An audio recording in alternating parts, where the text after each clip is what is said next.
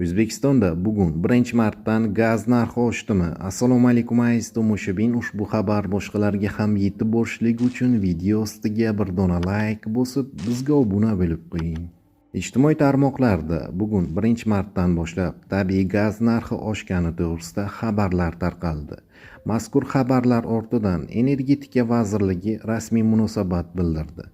1-martdan gaz narxlari oshirilgani yo'q. Shuni ma'lum qilamizki, 1-martdan tabiiy gaz narxi oshirilmadi. To'lovlar eski tarifda amalga oshiriladi. Biroq bugun 1-martdan boshlab qish mavsumida belgilangan ijtimoiy me'yor o'zgardi, deyiladi xabarda. Isitish mavsumida tabiiy gaz iste'moli bo'yicha bazaviy me'yor 5 barobarga 100 metr kubdan 500 kub metrga oshirilgan.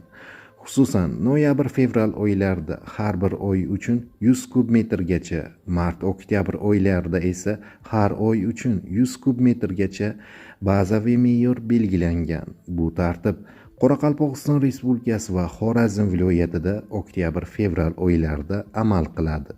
Shuningdek, vazirlik 1-martdan 31-oktyabrga qadar har oy uchun 100 kub metrgacha bazaviy me'yor amal qilinishini bildirgan. Prezident qaroriga asosan ehtiyojmand oilalarga ishlatilgan elektr energiyasi va tabiiy gaz uchun davlat tomonidan har oyda kompensatsiya beriladi. Jumladan, kompensatsiya miqdori elektr energiyasi uchun oyiga bazaviy me'yordan ortiq 200 kWh-dan keyingi 150 kWh-gacha, tabiiy gaz uchun qish oylarida 200 kub metrgacha, boshqa oylarda 150 kub metrgacha bazaviy me'yordan ortiq foydalanilgan qismi uchun kompensatsiya beriladi. Ilgari kompensatsiyalar faqat qish oylarida amal qilgan bo'lsa, endi yil davomida har oyda berilmoqda, deyiladi markaz xabarida.